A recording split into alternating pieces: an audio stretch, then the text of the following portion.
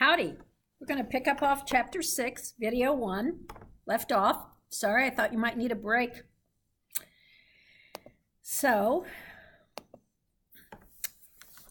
repeat of the module objectives. Let's go to Presidential Order 13636 and the accompanying Presidential Directive 21. Now, here's why I always look at dates. Notice the date President Obama issued this. Notice anything about the date? It's Abraham Lincoln's birthday. And Abraham Lincoln and President Obama, I believe, are only two presidents from Illinois. So let's go look at that executive order, just to get an idea of what an executive order looks like.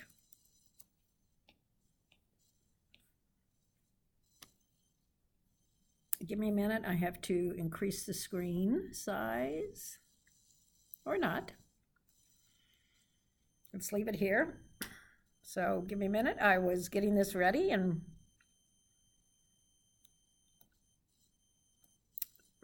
so here's what you need to know about an executive order. And on your own time, I want you to look this up and spend some time with it. But here's what I want you to see. Executive Order Improving Critical Infrastructure Cybersecurity. Notice the date. It is an executive order. It is issued by the president. It has a full effect and force of the law. There's a title. Look what's next. By the authority vested in me as President of the Constitution and the laws of the United States of America, it is hereby ordered as follows. Always, always, always. Every executive order starts with this. Then, sometimes it's background, sometimes it's discussion, but you're going to have each of the sections, and this is basically what is being directed. So he's talking about policy, he's talking about critical infrastructure, and look at what he says, critical infrastructure. The term critical infrastructure means systems and assets, whether physical or virtual, so vital to the United States, et cetera, et cetera, et cetera, came right out of the U.S. Patriot Act. That's our legal definition. Policy coordination, he's going back and referencing another policy directive. There's PPDs, there's EOs, don't worry about the difference things. There's presidential policy directives, there's executive orders. We're not worried about the differences here. He establishes cybersecurity information sharing, and he directs within 120 days of the date of this order, the Attorney General, the Secretary of Homeland Security, and the Director of National Intelligence, all are executive agencies reporting to the President. He is putting an executive order. You need to know that there is always an authority statement. You need to know that there's backup sometimes or explaining it. And then he directs. He directs it specifically in language. Within 120 days of the date of the order, these agencies shall each issue instructions. Shall means no discretion. Do it. You shall do it. He orders more. The Secretary and the Attorney General, in coordination with the Director of National Intelligence, shall establish a process to assist the owners and operators in protecting this. The Secretary shall, within 20 days, on and on. Now, there's almost always, when it has to do with critical infrastructures and security and or privacy, there's always going to be some privacy and civil liberties protection language. Sure, they're going to make sure we don't violate this. We're going to make sure the Chief Privacy Officer and the Officer for Civil Rights and Civil Liberties of the Department of Homeland Security shall assess the privacy. In producing this report, the Chief Privacy Officer and this will work with OMB, Office of Management and Budget, another federal agency in the executive branch that reports directly to the White House.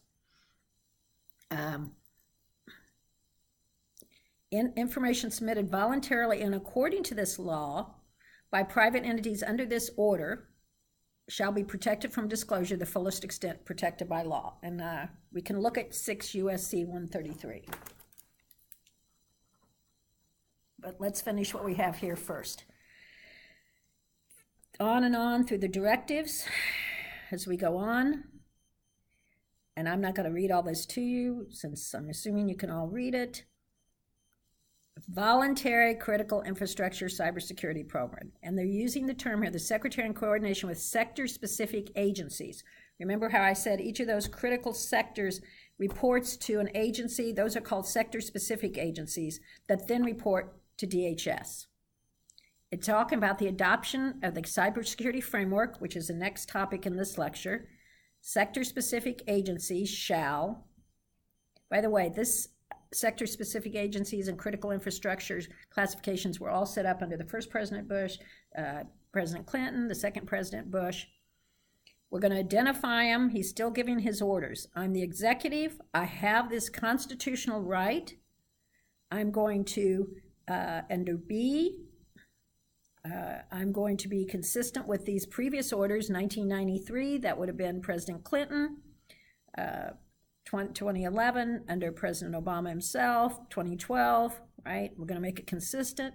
Within 2 years, consistent with these other executive orders. They're going to do this. Okay, so let's go back and think about it. I'm not going to scroll back through it.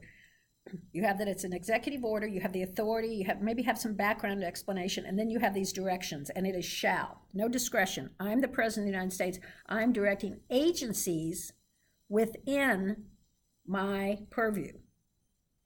If I need be, there's going to be some definitions, okay? There's going to be some general provisions, and this is what I want you also to consider important. It's going to be always implemented consistent with applicable law and subject to availability of money, okay? Nothing in this order shall be construed to impair or otherwise affect the functions of any organization. All actions taken pursuant shall be consistent with this. This order shall be implemented consistent with U.S. international. But number E is always, always there.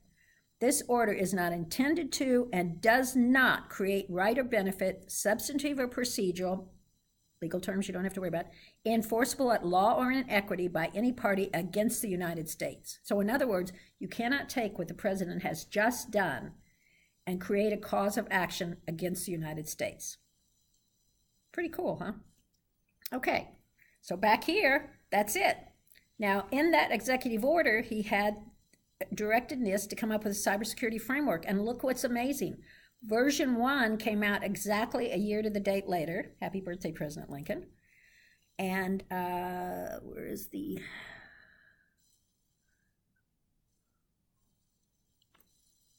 Sorry, I must have accidentally deleted it, so hang on a minute.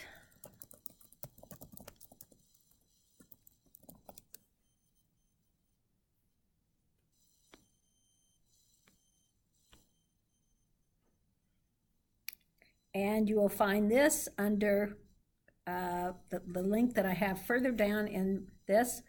I'm not going to go through this now, other to show you just a few things. First of all,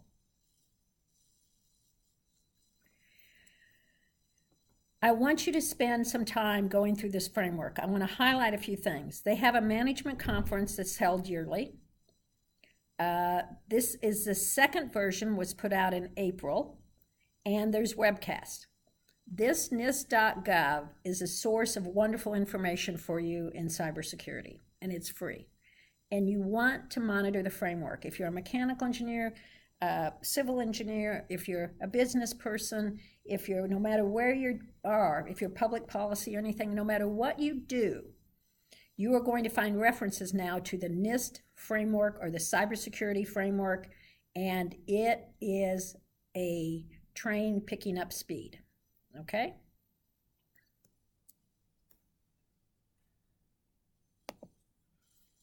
Now, I'm going to pick up something from oil and gas because, excuse me, that's where I came from, but President Obama put this out there, and he basically said, hey, industry, what do you think? And the Association for Petroleum Engineers, API, or sorry, American Petroleum Institute, American Petroleum Institute, API, came out and said, look, sent a very good letter, excellent letter, and said, look, we don't have security by design. And here's why it's in red. You are going to see that in GDPR now as being a requirement. We have legacy products. Our stuff's old. Standards change so fast, it's expensive. They focus on prevention rather than detect and contain. There's legal issues, which is this indemnity against liability, which was later put in after this presidential order in CISA, take away their excuses. Mandatory controls, which we will talk about out of NIST, do not or cannot address the latest cyber attack, and industry wants to do voluntary standards. So here's what I want you to see, the evolution. This order came out in 2012. You're going to see these words, secure by design. Guess what? That shows up in GDPR. You're going to say indemnity against liability. Guess what? That's going to show up in CISA 3 years later. So one thing I think NIST did very well was listen to industry. They also said, look, we're overregulated. We're oil and gas. First of all, we have to listen to all the people that say we're ruining the environment. So we've got SOX, Sarbanes-Oxley in response to Enron, WorldCom, Tyco. We have SEC. We have chemical facility anti-terrorist standards. We have NERC, FERC, which is on the energy. We have TSA for pipelines. We have HIPAA for medical. We have state data breach notification laws. We have non-U.S. privacy law. And by the way, now they would be adding GDPR in big red glowing letters, underscored, bold, with arrows pointing to it. We have PCI standards, and we have all these requirements for drilling, for producing, for refining, for packaging, da-da-da-da-da-da. Okay? And they had, frankly, a good argument. We have increased the regulations. You will hear people criticize NIST as being overly detailed. Now remember, though, NIST is not a regulatory agency. It's an agency for guidance. And it's not an investigation agency either. So all these things they have listed here are regulatory agencies. So what they're saying is, why are you giving us further regulations? And our question should be, or a response should be, we're not giving you further regulations. But in reality, we are. And that's a question that you should be scratching your head right now and saying, how are we giving them additional regulations? So we had more executive orders. February 13th, it was the day after Lincoln's birthday. I'm assuming Lincoln's birthday must have been on a Sunday or something. President Obama created ISOs. I say just ISAOSs because I never pronounce the acronym right. Basically, information sharing analysis organizations. ISACs were created by CISO. We'll talk about those in a minute. ISAOs were created by executive order. ISACs work with the industry. That's how they promote CISA. That's their mechanism for promoting information sharing. By the way, this is not free. The ISACs are put together by industry. They get some kind of designation from the government, and they charge big bucks to be a part of it because, frankly, what would prevent a terrorist from joining just to get free information about where the threats and vulnerabilities are? It costs to get in, it costs to stay in, of course there's vetting. So because we're dealing with some pretty sensitive information to our national security. Now, here's the other executive order he signed, blocking the property of certain persons engaging in significant malicious cyber-enabled activities, 2015, April Fool's Day. When I first heard about this, I thought it was a joke because April Fools, we already have sanctions. Why did he do this? Well, now we can take certain persons, and by persons, we're talking about the legal sense of persons. It can be a person, a human being, or an entity, or a country. We can just use that term wherever we want. If you're engaging in significant malicious cyber-enabled activities against any of those critical infrastructures that I showed you earlier, you can have sanctions imposed. So you may remember the movie with Seth Rogen about assassinating the leader of North Korea. And after that, North Korea supposedly hacked into us. Well, President Obama put in this executive order so we could immediately put sanctions against him because movies and entertainment come under communication, come under one of the critical infrastructures because it's, we got to have our movie industry. I read some commentary at the time. What was Sony? And that's a Japanese company. That was a silly argument. Somebody should have Googled. Sony Pictures is an American company. Also, I used to say to my classes, look at all the critical infrastructures. Can you find anything it doesn't include? And no one ever came up with anything until this past year when the head of DHS admitted that our election system was not in critical infrastructure, which is just amazing to me. Okay, so what did this order do, and why am I spending so much time on this one? Because it wanted a technology-neutral voluntary cybersecurity framework. It was going to promote and incentivize adoption of practices, increase the volume and timeliness and quality of information sharing, incorporate strong privacy and civil liberties, and explore the use of existing regulations. There is a line in the executive order that says we do not need new laws. We need laws reinterpreted in view of cybersecurity. This was the executive order. However, no matter how strong our privacy and civil liberties protections were, the European Union decided this level of information sharing was not protecting privacy, and hence became the fight for GDPR.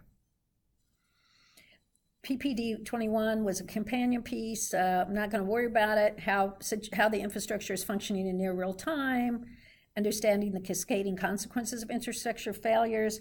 So, for instance, the Port of Houston, I do something and make the Port of Houston causes major consequences to the Port of Houston. I shut off the supply of certain products, certain food, things coming in from Latin America, Asia, through the Panama Canal and the like.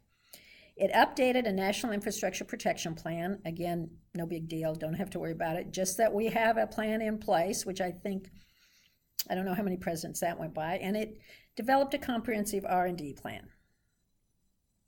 Now, I showed you the NIST cybersecurity framework. It included industry experts.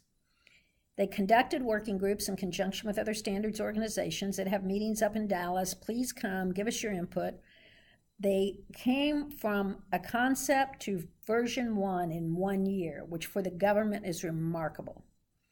They wanted to work with companies and shareholders, and they also wanted to consider the total supplier chain, from companies, suppliers, partners, customers, and the like. So they released it in February 2014, February 13th. They released the next one just this April 2018, so it took them some time to get the second 1.1 out. Here was the thing I noticed the first time I saw the framework. Always before, NIST talked about 4 aspects of security: prevent, detect, respond, and remediate. Suddenly there was something they originally called know, and now they call identify. In large, complex networks, CISOs, IT administrators, systems administrators, they do not have real-time situation awareness of what is on their network. What assets are on your network? I plug my computer into A&M's network, and yes, there's security I go through, but I've just changed the topology of their network. I've just changed what's going on in their network. So it was the first time that I saw the word know, now replaced by identify, to make it not 4 aspects of security, but 5. So the criticism was a lack of incentives for industry for voluntary compliance. Here's my second comment. Yeah, right, because here's what happens. Again, you don't comply with this framework or participate in a voluntary manner with the United States government, with all of this expertise to be shared, and your company is hit in a major attack. Explain to your shareholders why you chose not to do that. All right, I'm not going to go through this. This is for just more information on PDP 21. I do want to talk about this. ISICs were created by CISO. There's sector-specific agencies, or the agencies I was talking to, Nuclear Regulatory Commission, Department of Energy, or like. They're nonprofit. They are member-driven organizations, and they share information between government and industry under CISA. Great idea. I love the idea. ISAOs were created by executive order. They are government analysis centers. And the closest one I know is that there's a standards organization, I believe still at UT San Antonio, but they're government analysis centers established. So we learn more about data and analysis of that data to help thwart attacks. Now, here's the trend. Legally, the NIST cybersecurity framework will become the de facto industry standards. Just will. I believe NIST will increase its regulatory power, if not explicitly, implicitly, when the courts keep ruling that say, did you have good cybersecurity in place? Show us your practices. Your practices will be measured against NIST. They have to at least be as good as what NIST says. The trend is also that we're going to have more SEC and FTC regulations. I've just put SEC here for publicly traded companies because there's something in SEC called the material rule. And the rule is this: if there is something going on with a company that will materially affect my decision to invest in that company, it's a material piece of information. It's important. It's not, we used to have our holidays and we're increasing them by one. Okay, that's not a material thing. Or we're increasing day vacations by one. That's not a material thing. Or we're changing our shareholder meeting from a Tuesday to a Wednesday. That's not material. Material is if there is a fact that is material to my decision. And so SEC is now saying if you've had a security breach, even if there was no damage, you have to report that to your shareholders. And companies do this in their annual report, buried down in the footnote to comply with this, but it's there. Also, there's increased public and government scrutiny after these large-scale breaches. Equifax will be one. Facebook, even though that was not a data breach, if it was a trust violation of trust, you're going to see possibly some more scrutiny. You've seen the scrutiny. Let's see now if it results in legislation. President Trump did put out an executive order. Let me go to that one real quick.